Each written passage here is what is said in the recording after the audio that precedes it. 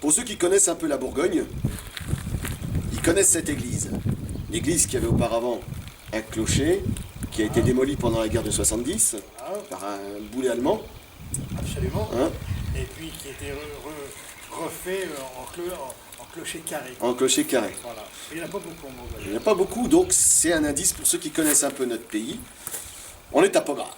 Et tant qu'à venir à Pommard, encore une fois, on va pas aller voir les mauvais, on va aller voir les bons. Donc pour cette fois-ci, malgré un vent qui doit venir de l'Est à mon avis, hein, mordant comme ça, malgré un vent d'Est, je suis venu voir... Oh, bonjour l'abeille. Je suis venu voir un cador, un type qui, pour moi, est trop souvent dans l'ombre, parce que quand on goûte à l'aveugle, ou quand on goûte comme ça d'une manière, toute une série de pommards, il y en a 5-6 qui sortent du lot, et le sien est toujours dedans. Donc j'avais eu envie de venir le voir. C'est Thierry Violo-Guimard, du domaine Thierry Violo-Guimard, j'insiste sur le prénom. Oui, le prénom, c'est très important. Très important Oui, les oui. prénoms, hein. Oui, absolument. Ça permet de faire la distinction. Enfin, Voilà, et quand je dis distinction, j'appuie mon mot. Comment vas-tu bien? Bah, ça va très très bien. Très très bien. Voilà. Franchement, on a... Alors, je vais bien aujourd'hui parce que je suis content de recevoir des gens, mais bon, on est à la suite d'un millésime 2012, malheureusement, qui était catastrophique pour nous, parce que le village de Pommard, comme le village de Volnay, on a été dérouillé par la grêle 2 fois, donc on a fait des rendements absolument catastrophiques. C'est comme le rasoir à deux lames, tu vois, le poil, il n'y a pas le temps de se rétracter, qu'il y a le deuxième coup qui arrive. On a perdu, je pense, à peu près 80% de notre récolte. Ouais. Donc ça va être 2012, ça va être une toute petite récolte. toute petite récolte. Heureusement, le peu de raisins qui sont restés vont faire des choses qui vont être, à mon avis, sympathiques. Bah déjà, les 11 qui n'ont pas toujours eu bonne presse, on a goûté de très bonnes choses chez toi. Oui. Mais il faut dire aussi que, au niveau vinification, au niveau travail vigne, tu touches ta vie. Ah voilà, c'est-à-dire que je fais rien d'extraordinaire. En fait, je ne fais qu'appliquer les préceptes de mon grand-père, c'est-à-dire pas de cochonnerie dans les vignes, rien du tout. Voilà, donc on est parti dans le bio. Ça fait déjà un bail en plus que tu es en bio. Bah, ça fait déjà bientôt une quinzaine d'années que je suis en culture bio. Mais comme tu adores les papiers, tu nous as fait la conversion quand ça bah, Voilà, t'es en conversion actuellement, on n'a pas de vue administrative. Moi, je ne voulais pas être passé officiellement en culture bio, mais mon épouse et puis des collègues qui sont en bio m'ont dit qu'il fallait que je le fasse, que c'était plus intelligent de partir en bio. Puisque je faisais du bio. Si tu le fais autant, voilà. Autant le dire. Voilà, absolument. Et que ça se sache. J'en accepte les contraintes, il faut accepter aussi les bénéfices. Voilà, c'est comme ça. Voilà. T'as pas rigolé tous les jours quand même, hein, parce que tu as eu en 87 un sale accident. Oui, très gros accident. T'aurais pu rester dedans d'ailleurs. Je ne devrais pas être là. Ça fait quand même quelques années, ça fait plus de 25 ans que je fais du rab. On me donnait pour mort. T'as des heures sup, ouais. Ouais, j'ai quand même été pendant 2 ans dans un lit et puis opéré 73 fois 73 fois en 7 ans, donc voilà. Donc, Et t'avais déjà à l'époque Estelle, ouais, la heureusement, très charmante Estelle, qui déjà était là et veillait sur toi. Mais c'est vrai qu'à l'époque, quand j'ai eu mon accident, moi j'avais 30 ans, elle en avait 18, donc j'avais une gamine à côté de moi qui a laissé ses études pour s'occuper Un grabataire. d'un mec handicapé.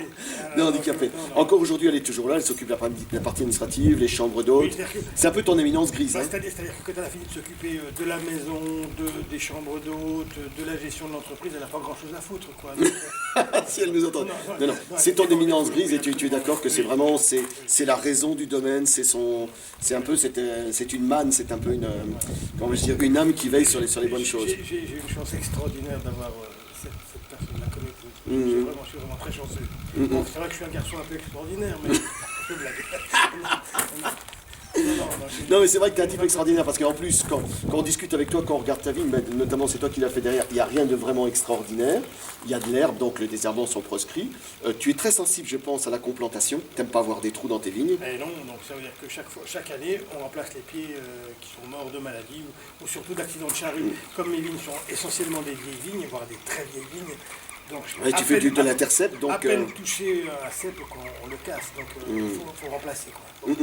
Ça, et puis tu m'as parlé aussi de compost. Oui, alors, donc je fais des cultures de micro-organismes, je fais des composts liquides qui permettent donc d'avoir une vraie vie microbienne dans les sols et qui permettent justement... Avec du ver de terre, tu m'as dit Voilà, des bactéries, des choses comme et ça. Qui permettent à la vigne, de mieux résister aux maladies. Donc, c'est vraiment un produit magique. Alors pour tous les gens qui trouvent que Pommard, c'est des vins lourds, des vins agressifs, il faut y revenir parce que les années 80 c'est passé quoi. Si bien sûr vous en êtes encore à la pâte d'Ef et à la boule disco, je peux comprendre qu'ils disent ça. Mais les temps ont changé quand même. Et aujourd'hui, les pomards s'affirment toujours comme étant des vins de caractère, Ah oui, absolument. des vins de terroir, Des vins solides. des vins Mais- de solides. Mais aujourd'hui, par exemple, Mais beaucoup de finesse. qu'est-ce qu'on y goûte? Bon, vous verrez pas, il n'y a pas l'étiquette. On est en train de goûter un pommard rugien, l'archétype des pommards, les pommards rugiens, c'est les vins structurés de pommard, et ça reste avec beaucoup de finesse. Le rugien, c'est vraiment le terroir qui rugit d'ailleurs. Moi, j'aime bien dire ça. C'est vrai qu'un rugien, ça rugit. C'est vraiment le terroir qui, quand on le déguste, ça souffle. Moi, je le compare toujours un peu au Clos de la Roche côté Côte de Nuit, c'est-à-dire ce côté intense, c'est toujours un peu réservé. Si c'est qu'en général, le rugien est plus expressif que le Clos de la Roche. Je veux dire, on est d'accord que toute comparaison s'arrête là, mais c'est quand même un fameux climat pour lequel vous demandez le classement en grand cru. Oui, alors, je ne sais pas si on va l'obtenir, mais peu importe, parce qu'il y a avantage et inconvénients de passer grand cru. Donc, pour la notoriété, c'est fabuleux d'être grand cru. Après, ça fait monter le prix du foncier, qui n'est pas forcément... Ça, utile, c'est le quoi. piège que les Ah Bourguignons oui, ne voient pas venir, hein, enfin parce bon, que... peu importe. Enfin, on sera peut-être grand cru, mais en tout cas, je pense que ces vins-là méritent au moins, du point de vue de La qualité du vin, distinction. la distinction de grand cru. Ça le sera ou ça le sera. Tu as aussi des épneaux. J'ai aussi des épneaux. Platière, qui est un J'ai- vin qui s'exprime toujours très bien, qui est assez rapidement prêt, qui est assez affable, qui Des- aime bien causer. Hein. Des pommards premiers crus platières, donc c'est un petit domaine la platière, hein, c'est-à-dire qu'il doit y avoir, il y a des pommards platières village et des Oui. premiers crus, il y a seulement 6 hectares de premiers crus, le prince de Mérode en possède 4, et puis moi je dois en avoir presque un, donc il reste plus bien pour 2 ou 3 autres. T'as quasiment tout pris. Pas grand-chose, quoi, voilà. Tu t'es remis de ton accident, comme tu m'as dit, la vie continue, mais il y a quand même toujours une vision un peu différente, même si tu dis, bah, la vie reprend le dessus, c'est très bien, tu as la chance d'avoir Estelle qui est là. Moi, je trouve que tu as un style qui ont... Ce sont des vins affirmés, mais qui ont quand même beaucoup de finesse. Je trouve que pour des pomards, on est quand même sur quelque chose d'élégant, de racinaire, j'ai envie plutôt de dire, de tellurique et racinaire, plutôt que des vins de badaboum, quoi. Hein. C'est-à-dire que j'ai appris à faire du vin avec mon grand-père, M. Guimard.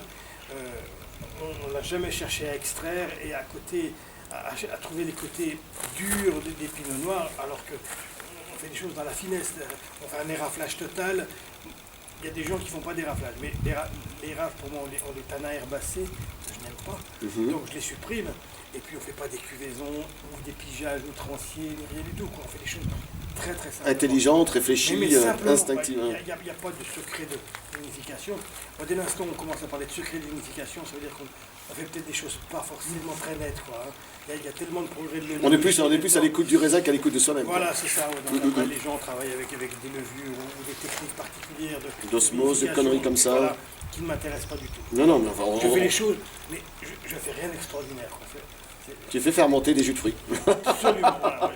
On ne fait rien d'extraordinaire. On essaie d'être très... Non, déjà, je pense que le secret des bons vins, c'est travailler à la vigne, quoi. Quand je vois tous ces gens qui se mettent maintenant négociants et puis qui achètent des raisins à droite à gauche et qui pensent que parce que les raisins se passent entre leurs mains vont devenir des choses absolument extraordinaires, ce serait vraiment trop simple. Ça n'est valable que si le négociant maîtrise complètement le travail en amont. Absolument. T'en as heureusement. Il y en a, bien sûr, il y en a. T'en as il y en a. qui. Non, Moi j'ai respect pour certains négociants, un grand respect Ah oui, pour. mais tout à fait, parce que négociant, c'est pas péjoratif. On peut être un excellent négociant. Et puis il y a beaucoup de gens qui sont à la fois propriétaires et négociants. C'est juste une histoire de vocabulaire, ça mange que des viticulteurs. Non, mais Sujet sensible. Non, mais des viticulteurs exploitent des vignes de leurs propriétaires et rachètent les vins qu'ils ont fait et il faut qu'ils ont un statut de négociant. Donc, c'est ridicule, quoi. Alors on pourrait le mettre ça dans la propriété. Donc ça reste des propriétaires, mais ils ont un statut de négociant.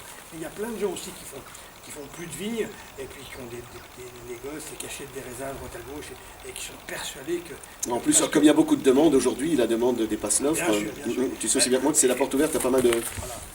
Je pense que les gens, quand ils ne maîtrisent pas la vigne, le raisin, ça me paraît difficile de... C'est compliqué après de rectifier le tir. Ah hein. oui, c'est compliqué. Alors maintenant, bien sûr, les progrès de l'œnologie font que par des subterfuges, on arrive à changer complètement les arômes des vins. C'est un peu dommage. Laissons à ceux qui le font le bonheur de leur vie, et c'est pas forcément la nôtre. Dis-moi, une épouse charmante, de belles vignes, c'est quoi la prochaine étape après le bio? Ça va être la transmission de mes vignes. Tu y penses déjà au gamin? Oui, bien sûr. Déjà, moi, je suis plus un gamin, hein, parce que bon, je suis pas très loin de la retraite, bien que la retraite, j'ai pas d'idée. Quand je vois mon grand-père qui était dans les vignes jusqu'à 85 ans... Donc, Tous les bons, ils y sont. C'est pas pour tout de suite, mais bon, À trois pattes avec la canne. J'ai un fils qui a 19 ans, etc. Et puis qui est intéressé par la viticulture, donc ce qui serait bien, c'est qu'il reprenne un peu le flambeau, et puis qu'il fasse... J'aimerais, mais après il est celui qui décidera, mais qu'il fasse un peu comme moi, c'est-à-dire faire ce que mon grand-père m'a appris. Donc j'espère qu'il fera ce que Tout je est dans la lui ai appris, transmission. donc, en fait, voilà, à la transmission. Je vois beaucoup de domaines, et quand les enfants reprennent, changent complètement de style. C'est peut-être parfois bien. Mais ils aiment parfois s'affirmer, si tu as besoin de s'affirmer, on va savoir. Peut-être, mais je ne suis pas sûr que ce soit toujours... Des fois c'est bien, mais c'est pas toujours merveilleux. On suivra ça avec beaucoup d'attention. Moi, ce que je vais suivre en tout cas, c'est ton Beaune Clos des Mouches Blancs, qu'on a goûté tout à l'heure, qui doit, à mon avis, encore se peaufiner. La vigne est encore un peu jeune, ça doit encore... Mais quand même, tu as quand même déjà beaucoup de promesses. Tu sens que tu as planté quand même une vigne, à mon avis, sur un bon support, que c'est bien travaillé, avec 2 années délicates. 10, ma petite récolte parce que la vigne est jeune. 12, on sait bien pourquoi, Oui. à cause de la grêle. 11, petite récolte. Moi, je suis ça avec beaucoup d'attention parce que je trouve que le toucher, le grain de ce vin me semble très très prometteur. Et je suis assez surpris du résultat parce qu'il y a quand même une gueule de grand vin blanc sans avoir le côté Meursault, Chassagne, Puligny, quelque chose de vraiment différent, tout en ayant une certaine stature. J'avoue que j'ai été très surpris de ça et moi, c'est ce que je vais suivre chez toi. Bon, tu sais comment on termine en général. Moi, mon canon est quasiment terminé, tu vois, toi, t'as pas très soif. Mais J'espère que je n'étais tellement bu. en général, on termine sur la même façon parce que bon, c'est une phrase dans laquelle je crois énormément et puis j'y suis totalement dévoué, mais on trinque et puis on dit elle est pas belle la vie. Trop belle la vie. Ah, elle est franchement très belle. Hein. À bientôt mes amis. Ciao.